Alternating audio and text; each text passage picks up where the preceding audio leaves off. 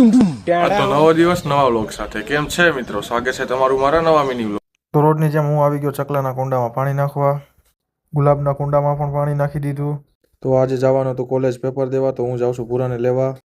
હું ને પૂરો નીકળી ગયા કોલેજ જવા. તો અમે પહોંચી ગયા રાજકોટ. અમે પહોંચી ગયા કોલેજ આવીને નિકુંજ ને અમિત પણ ભેગા થઈ ગયા. બધા મિત્રો ભેગા થઈને પેપર દેવા જાય છે. પેપર આપીને બહાર આવી ગયા છીએ. બહાર પહોંચ્યા ત્યાં તો માધવ પણ સામે મળી ગયો. આવી જા કમલેશ, આવી જા ભાઈ ભાઈ ભાઈ ભાઈ.